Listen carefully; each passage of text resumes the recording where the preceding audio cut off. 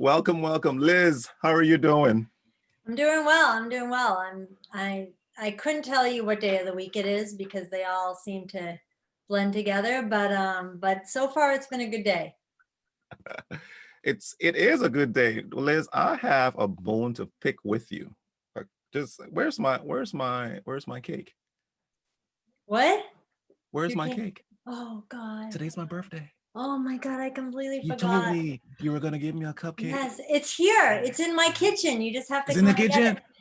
Yeah. Happy birthday. Do we need to sing happy birthday now to you? Happy birthday to me. Thank you. Happy birthday, Wulwyn. Yes. Is Thank it you. 39 or how old are you today? It's 47.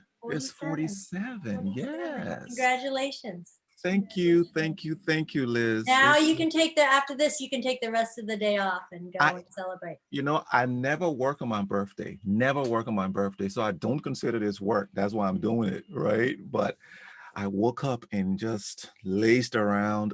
In fact, I woke up at 11. Truly woke up, but I woke up at breakfast and came back and said, you know what? I'm just gonna rest myself. I'm just gonna rest and not do a thing, You're allowed to do that. Yes. Thank you. And I received some gifts and I was like, oh, thank you, really appreciate it. But how are you doing? I'm doing, it's not my birthday yet. A month till my birthday. When's your birthday? Halloween. I wonder if we're gonna be having a call on that day. It's on a Saturday this year, but I will tell you that for my birthday, we go all out, and every year we have a massive Halloween party where everybody dresses up and they plan it at least 6 months in advance. I'm getting emails from people saying that they got their costume set, and this year is my big 50. It's the big 50. Whoa. Yeah. And so this was supposed to be the bash of all bashes, and we are postponing it for a year until we're not having a party this year. So. Supposed to do a drive-through though. I mean, when I say a drive-through, yeah, it's not the same. It's not the same. This party is epic. I mean, people know me. They're like, oh, this is the one who has the Halloween party. That's how I'm known. So a drive-by will be like, not, forget it. I'm just acting like it's not happening. And next year will be like 2 years building for the big. Ooh, now that's gonna be epic to the second degree. Then start planning now. I'm telling you. So. So what were some of the costumes in the past? Just give me a rapid fire from you. I have been Madonna. My husband was an awesome Johnny Depp Willy Wonka. Last year I was a zombie bride, like with leaves in my hair, and I had a wedding dress on, and like I scared quite a few people. So. Oh my goodness, that's something to see. I bought my wedding dress a year before, like right after Halloween at Dorcas Ministries at their thrift shop, and saw this dress and said, this is my Halloween costume for next year, and just bought it. Yeah. So you plan for this thing. Oh yeah. You plan. So this is a good segue where we can come in. What's going on in the business now? Is everything going well? I saw that you had a talk yesterday. I did. I do not speak often in front of groups, but it's one of those things where about a year ago or so, I said I need to start speaking and telling people what I do. And when they ask if anyone wants to be, the speaker at our meeting or something, I never raised my hand, and now I started. So it's out of my comfort zone. I had to come up with a topic. I had to create the presentation. I had to practice the presentation and then deliver yesterday. So I was nervous ahead of time, and but I think it went really well, and I tried to do it my own way. I had a bunch of products on my desk after my presentation, and I just started pretending like I'm in one of my sales calls. So when I do a sales call, I always have a bag with me, no matter what we're talking about. I have a bag. I call it my bag of my favorites, and what products are kind of in the promotional world, what's hot now. So correct. I'll just start pulling things out to show them what I like right now, what's hot, why I like these products. And so I started doing that in my presentation yesterday, and they loved it. They loved it. It was fun and interesting. So oh, so natural. Yeah. So natural. So you got the presentation going, and people we're talking about selling success. If you think it's just sales, no, it's the preparation to sales. It's the preparation of everything you're doing in order when you get in on the stage Mhm. that you're ready to perform. So you decided you wanted to start talking more. You Mhm. started to put your hand up more for speaking gigs. Well, I think for those of us who don't speak often, you kind of think like, I don't, what do I have to say, or what, what do people care what I that much about what I do, or they already know what I do. So what am I going to fill that time with? So it's it's a mind game too, to say that you are qualified to be doing this too. Correct. Mind game. So let's I want to every time I so this is my sweet spot, my zone of genius. When you speak, when someone speaks, I can look at and get themes from it, pick up and say, so here are the steps, right? Because it's the systems and process in me that sees the steps in there. Want to get out of your comfort zone, you put your hands up, you volunteer and say, I want to speak. You practice, you're nervous. However, I'm going to do it. You get in there. Am I sure someone's going to listen or not? What the heck? Go and do it. The next one is you get in and you say, and this is key, Liz, and to individuals who are watching. It is you take your blankie with you. So your blankie is the bag, right? Like I Mhm. always say, if I ever I'm planning a couple things, and I think I'm gonna carry a basketball with me. But here's what I found. The thing just clicked to me. Are you ready? Mhm.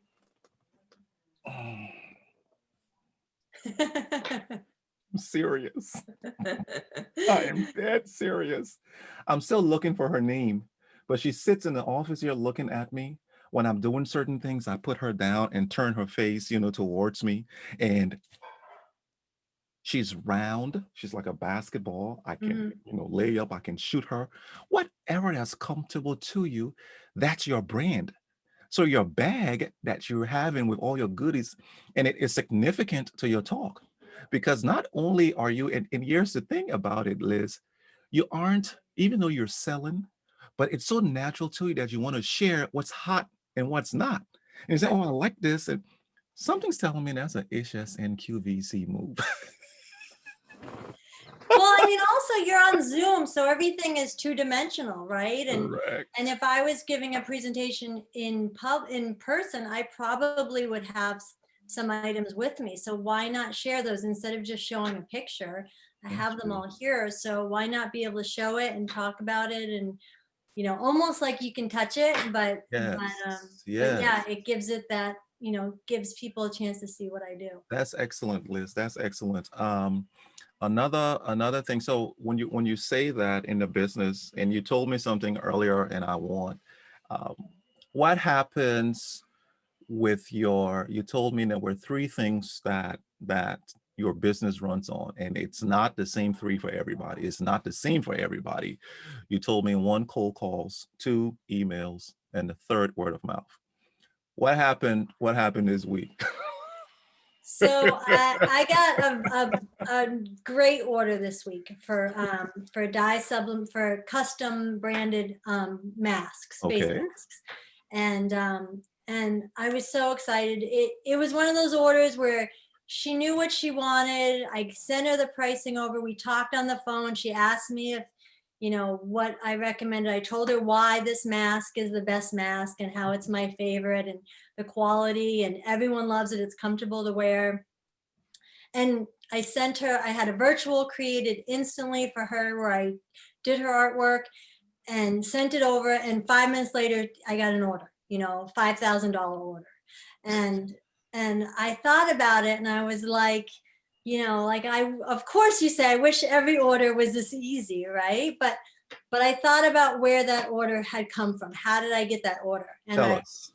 I worked backwards, and in March, when COVID first started, Mm-hmm.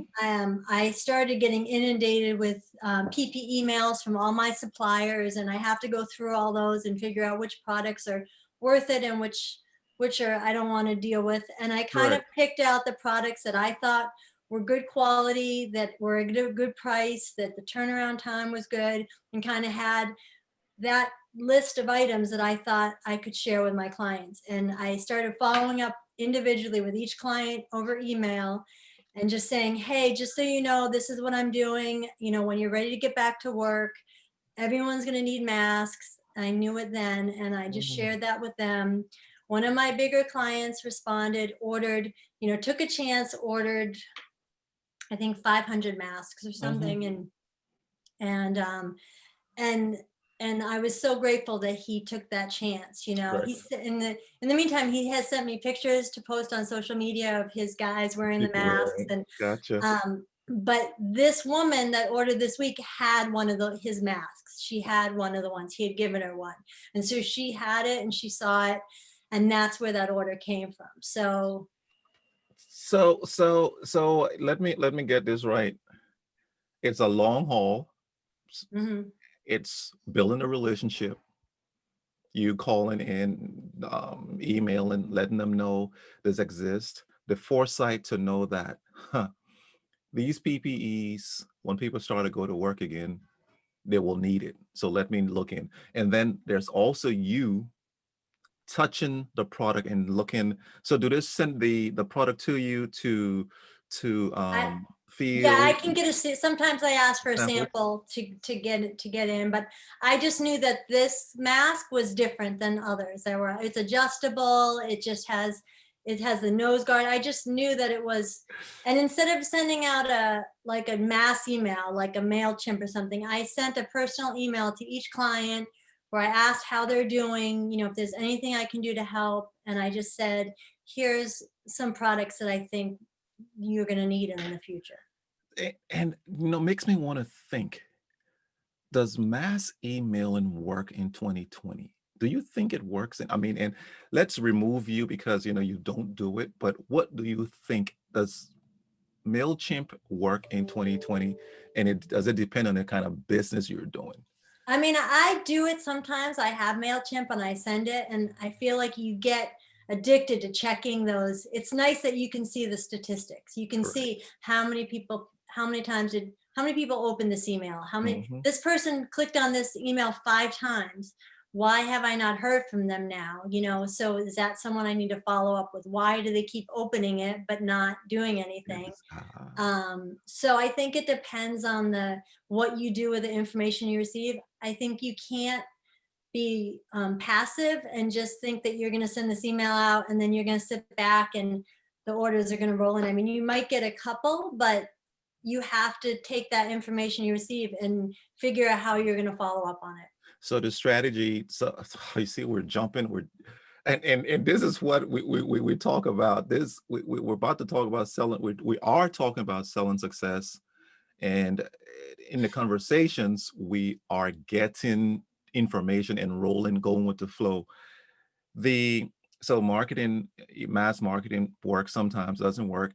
If it And in fact, it could work every time, because if you look at the data, the analytics, you can make a decision on it to say, this person isn't doing. So there is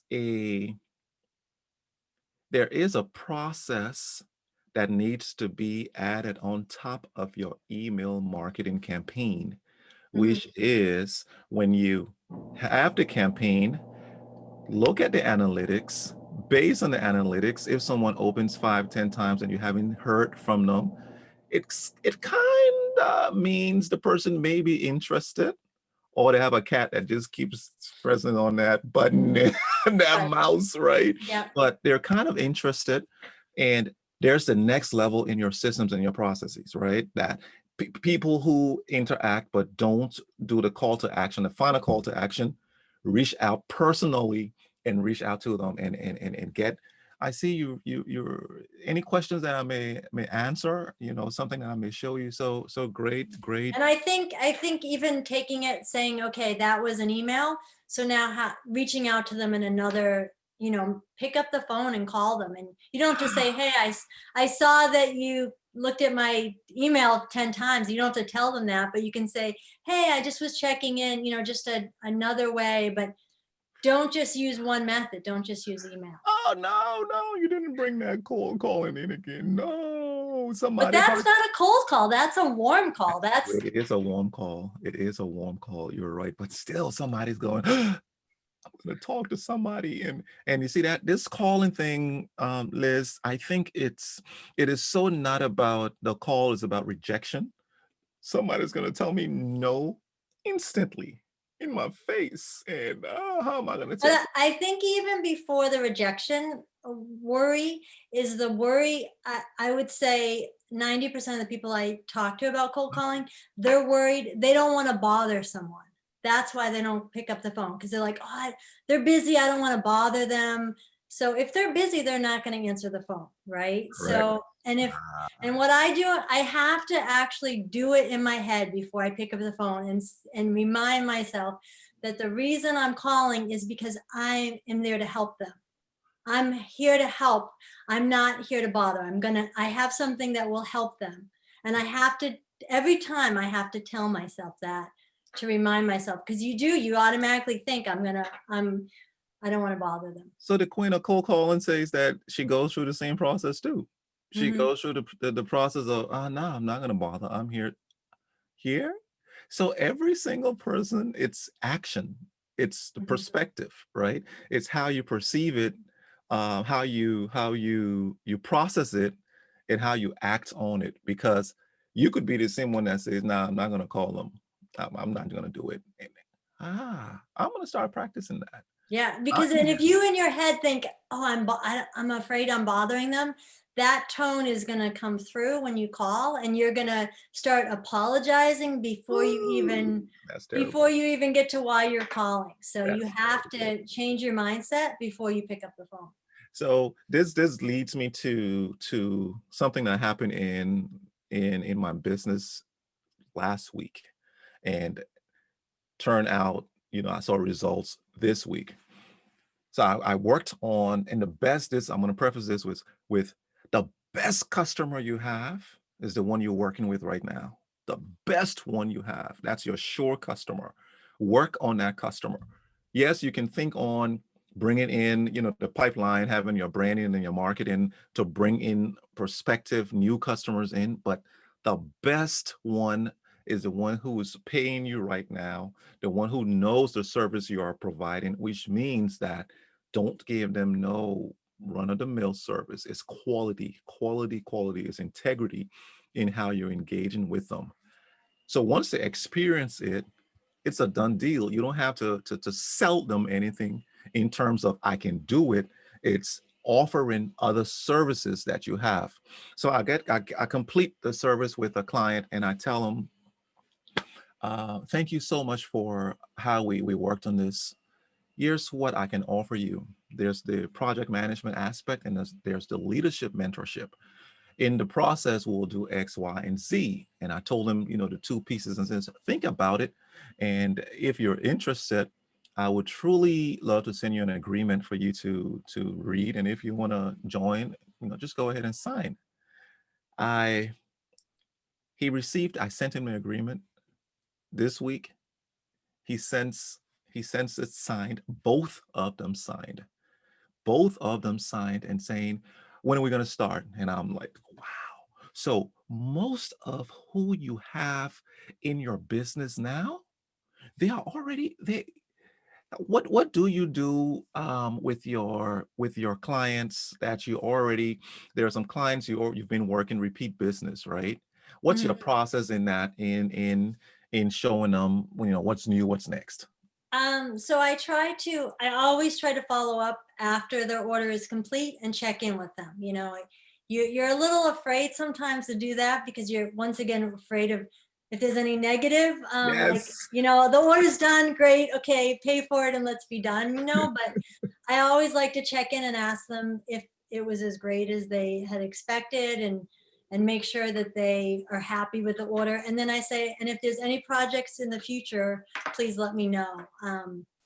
I also know what I know my clients well enough to know what they like, or if there's certain, if they tell me something about them, I have a way of just remembering that this client loves sea turtles, or something like Mm. that. And so if I see something, like I was at the beach and they were getting ready for a hatching of sea turtles. And I couldn't stay because it's at like 3 o'clock in the morning or something, but I took a picture of all the people lined up waiting for the sea turtles, and I forwarded that picture to my client. And it was probably 3 years ago that they told me they like sea turtles, but I just remembered, and they're like, "Oh my God, I can't believe, thank you so much. I can't believe you remembered that I like sea turtles." So I don't know where if those facts, how they are in my head, but just those personal touches, just remembering those kind of things, or if there's a product that I know they like, if it's a construction company and I see a cool new product that's in the shape of a tractor, I'll just email it to them and say, "Hey, not sure if you need anything right now, but I saw this and thought of you." And I just send that to them.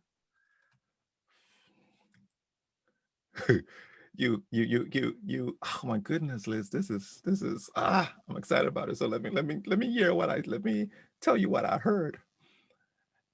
You've built a relationship with them. You've built a relationship over time, and you're blessed with the memory, to remember what your clients like. And how beautiful it is, or how thoughtful it is for me to be sitting on my computer and I receive a call or an email about something I like, and not about a sale. Not about a sale. And they tell me, "Oh, this is something, oh, this person understands." Now, what I want to share with people who are watching, and even with myself, is you may not have a memory like Liz, but what you do have is you have your notes, so that when you are speaking with your clients, you're writing notes, just quick points on there. Like what I do, Liz, I put, as soon as I'm talking with a client, like you now, I'm gonna put in your Halloween baby, right? Halloween baby, and put it in my calendar, my business calendar. So I when I'm looking at my what's going on for the week, I can see, oh, Halloween baby is this. Okay, I'm gonna hit her up. Hey, happy birthday. It's as simple as getting a system in place to trigger exactly what's going on, in terms for you to look like, you are really on top of your game, because 9 out of 10 is relationships. Selling is based on relationships. You and I sitting down here, they like you more than they like me, and we have the identical products. We have Hello Kitty, right? And they will look at Liz, look at me. Some people will come to you, some people will come to me. And it's just, and I don't have to become Liz in my process. That's why this looking over the shoulder and seeing how Liz is doing it and copying Liz, I will never be successful in that. I have to create my own. What do you have to say about that? I think you're right. I think it's all about being authentic, like figuring out who you are. And I always think of it like, here's the path, and then here's my path is going to be a little off of that, that main path of that, the way you're supposed to do it. You have to make your own path, because in my business, people can buy promotional products. They can buy them right online. You can just click and be done. And Correct. why, people ask me why should I use you, and I say, give me a chance and you'll see my customer service, my, Mm. what I bring. I'm the one who in the middle of the night, I'll wake up and I'll be like, "Oh my God, what happened with that order?" Unfortunately, I can't sleep sometimes. And if I don't hear from a client for a while, I take it very personally, and I wonder, I have to reach out to them and say, why, think of, I think, what did I do wrong? And I want to try to figure out how to fix that situation, because I don't think there's any reason for me to lose clients. So I'm always honest. so there's like I tell my kids, be paranoid. This is where I want you to be. I know it's a word is, oh, you be paranoid on excellence. if you come through the door, like when I hit the bed and I think, are the doors locked? I'm like, hmm, I'm just gonna lie. No, I'm gonna get up and I'm gonna go and make sure those doors are locked. And I go down and check it. Sometimes, most times they're locked. Sometimes one's unlocked, right? So it's you are passionate about your business. You're passionate about your service. And I think we spoke about this last time. You have to be passionate about the thing you're doing in order for you to say, I want it to be excellent. Earlier we were talking about butterflies in the stomach. You spoke about, oh, am I going to, when I go and speak, are they hearing, are they listening, is this something they want to hear? And I talked about every time I plan to do something that I truly love, so if it's basketball or even talking to a client, a new client, and saying, man, this is exciting. May I come across as not an expert, but just building an excellent relationship with them, Mhm. even if they don't want the business, even not don't want, even if they don't need it now. Like I tell you a story that happened 2 weeks, it was 2 weeks ago. A buddy of mine, we worked at EMC in from 2000, from 1998 to 2010, I think. He's working in Edward Jones. He's with Edward Jones now.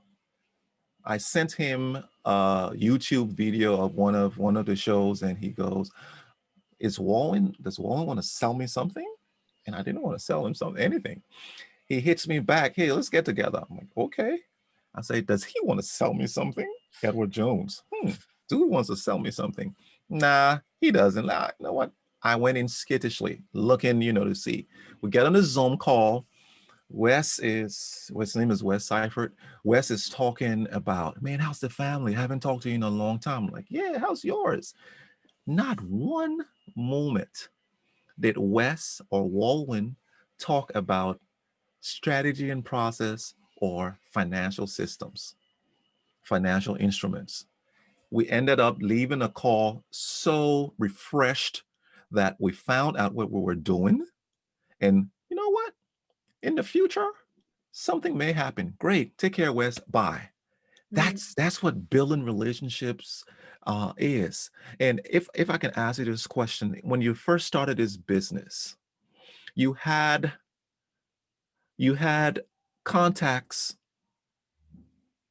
before from your previous businesses. Mhm. How did you start at zero in terms of, you know what? You're laughing, and then I know the answer is going to be good. Tell me about that, the scenario in that period with clients. Yeah, so I did promotional products about 20 something years ago, when I lived in North Carolina before. And I called only on GlaxoSmithKline, the pharma company, back in the day when they would order millions of dollars worth of promotional products. And Gotcha.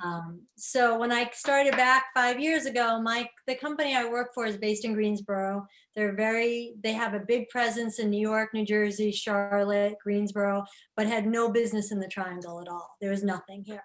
So I was like, oh, I have all these contacts in big pharma and all these great, I'm just gonna slide right back in 20 years later, you know? And so, however, all my contacts were actually too high now. They weren't in the buying position. They're VPs, they don't care about what promotional products their Correct. managers are doing. So it was a wake up call to, have zero sales and zero clients, and to really have to look at it and say, okay, I obviously have to start over and figure out how I'm going to do this business. But I just had that feeling. I knew that I could do this. Like I knew I could be successful. It took some time, but I just sensed that I love this industry. I love sales. I love what I do. And I knew I could bring value to my customers. So I just had to find them. I had to Mm. find new customers. So I started with the Chamber of Commerce is where I started with, and knew that everyone in that room was a potential customer. And Yeah. that's how I looked at it. And I needed to build, I said, I'm going to go in 100%. I'm going to go to every event, and I'm going to be known as the person who does promotional products. So when they do need something, they're gonna call me. I wanted to read this at the end, but I think this is what you said just now is identical to what I'm about to read. May I? Yeah. And I want your take on it. Maybe you've already said something about it, but I do want your take on it. So this is oh no, I can't. Gosh, this is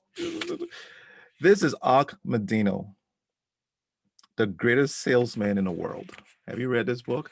No, Please, you would. I will. Yeah, I'm You know making a what? note right now. Yeah, Medino, the greatest sales, and he has a whole lot of books. The A Better Way to Live, The Choice, The Gift of Akabar, The Christ Commission, The Greatest Miracle in the World. But it's about scrolls, and he's teaching a new kid how to be a salesman.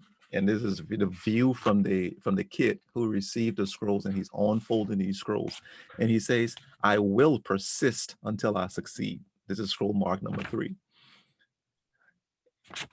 In the Orient, young bulls are tested for the fight arena in a certain manner. Each is brought to the ring and allowed to attack a picador who pricks them with a lance. The bravery of each bull is then rated with care according to the number of times he demonstrates his willingness to charge in spite of the sting of the blade. Does that tell us, does that sound like a no? The spike of a no, and you're like, I'm going to keep on coming. I'm going to keep on coming. And in fact, as I read, please jump in and say, Wulwyn, this sounds like, all right, please stop me. Henceforth, when I recognize that each day I am tested by life in like manner, if I persist, if I continue to try, if I continue to charge forward, I will succeed. I will persist until I succeed. I was not delivered onto this world in defeat, nor does failure course in my veins. I am not a sheep waiting to be prodded by my shepherd. I am a lion and I refuse to talk, to walk, to sleep with the sheep. You know what? It's a long thing. This is enough. This is enough. No, I mean, I think that's why goals, you say sales targets or sales goals are important because you have to challenge yourself. If someone else says to you, "Oh, well, when you can't do that. You're not going to do that." That gives you that like drive to be like, "I'm going to prove you wrong." But as an entrepreneur, we don't have anyone to do that to us. We don't have anyone to say, "Oh, you can't do that." So you have to do that to yourself and set up those challenges and say, I'm gonna make 5 cold calls today, or I'm gonna, this is my goal for the day or for the month. And you have to do that yourself because there's no one else as an entrepreneur that's gonna set that challenge for you. Nobody has that drive for your business as you do because it's your business. And I think every time I get a no, it's almost like it is that prod and it is that moment of saying, I'm going to prove you wrong. You didn't think I could do this. Like, I'm going to show you, and I'm going to do it twice as well with my next call. So, it's almost like that no is not defeat. It's a challenge. I will persist. And I think that's what it boils down to. And I think that's what I'm going to call. What do you think about calling this one? I will persist, because everything that we talk about, you talk about your cold call and your emails, the word of mouth, you're getting out of your comfort zone, you're nervous, but is this what they want to hear? Is this what they don't want to hear? It's about persistence, right? So is it okay to call this particular app I will persist? Or Yeah. what do you think? Tell me, No, tell me. I think that's great. And I think during a time of COVID was like that's a perfect excuse to say, like before COVID, my year was going to be like my sales, I was like, are going to be through the roof this year. I'm going Uh-huh. to do so much better than last year. I'm going to kill it this year. January, February were awesome and I was on a roll. And then COVID comes, and perfect excuse to say, oh, well, oh, it's COVID. I don't have to, my sales don't matter now. I Yeah. just can blame it on COVID. But I was like, that lasted maybe 2 weeks, trying to figure it out. And Mhm. now I'm like, I look at my sales compared to last year and I'm like, I'm gonna beat that. I'm gonna beat last year's sales because COVID is not an excuse. It isn't. The people still need stuff. I can still do business.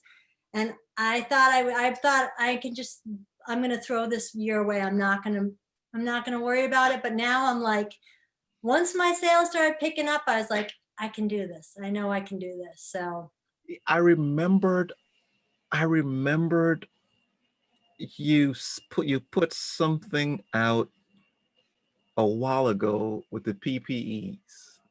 mhm, I don't was it on Ed's page? Maybe Ed commented on it or mhm. something, and I saw it and I said, she's not a medical person. Why she's putting PPE on there, and not knowing it's your business model that you said you had to force, and you said it earlier.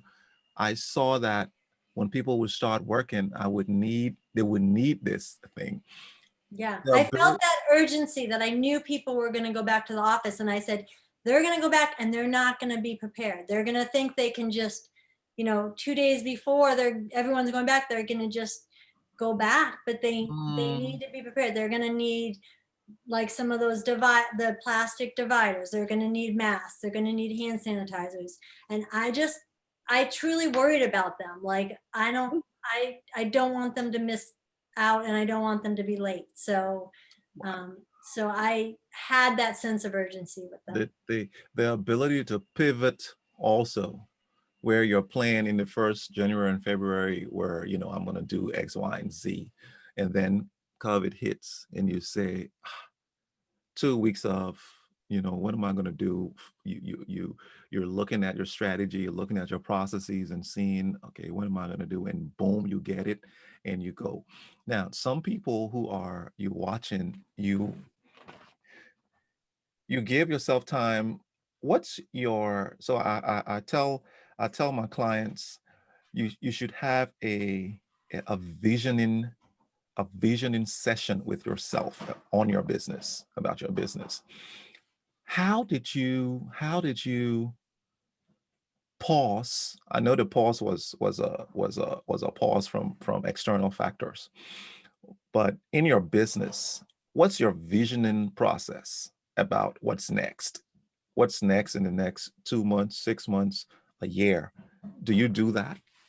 I do it, and sometimes it'll be like I'll get a new book, and I'm always trying to improve on what I do. So Mhm. if I either do a course or a book, or I'm always trying to improve on it. So I did do a lot of personal development at the beginning, because every coach in my networking group was sending out virtual coaching sessions and classes, and you're signing up for stuff, and you're like, I don't have any time to do anything else. I'm just in all these courses. So once I kind of calm down on some of those things, but it's about just reflection and looking Mm, back and then looking forward. Once I look back and looking back to see how I did things, but the one of my favorite books is God, now I have to look and see, is Finding Your Why, and Simon Sinek, and the books about asking the universe for and making those goals. I used to say you don't need sales goals. I'm just going to do the best I can. I don't need any sales goals. uh-huh. And then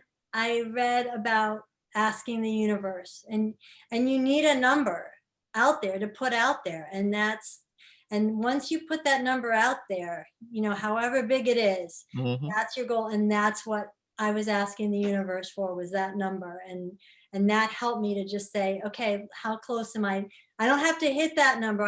It's a target. You have to get close to that number, but that's my goal, is to hit that number. But Wow. reflecting back and then taking that reflection to then pausing to look forward and make some goals. Yes, yes, yes. Visioning, visioning, visioning. I was in um gosh, it's 12:40. Come on, man. This thing goes by so fast when you're having fun, right? I was in a meeting, a church meeting on Sunday, and the guy goes, it was a revival, and he says, I want you to meditate, meditate, and meditate, just clear your mind and meditate. You know, what does God think about you? And I meditate, and I start to see these things happening in my life, and right after that, instructions to give to give what I have away. And so when I did it, do you know that I got double the amount within 4 days? Within 4 days, the amount that I give, that during the meditation give, got 2 times the amount. Boom, sitting down. So as you're saying, you know, you put the number out there. And you're not just putting the number out there. You're thinking about it. You're thinking about it, and sometimes your spirit just says it, and you go, okay, I'm gonna roll with my spirit. I'm gonna roll with it. Um, wow, Liz, I will persist. Will Mhm. you? Yes, yes, without a doubt. So yeah. What's your, I want to hear a Billism for today before we go. I know I'm putting you on the spot. Give me a Billism. And what's a Billism again? It's my dad was named William, There and you go. he was my mentor and my inspiration, and taught me most of what I know about sales when I started. And so I would say that he used to always say, if you build a better mousetrap, they will come. And so I think if you learn how to make it better, and and just improve on what your industry is doing and what you're doing, they will come. And there you have it. Build it and they will come. Build a better one and they will come. Liz, thank you so much. Thank you. Thanks for this birthday time with you. I'm I, looking I forward will to my get you a cupcake when I'm, we are able to meet in person. I'm So looking forward to it. I'm looking forward to it. Have a good one, you everybody. too. Take care and bye bye. Bye.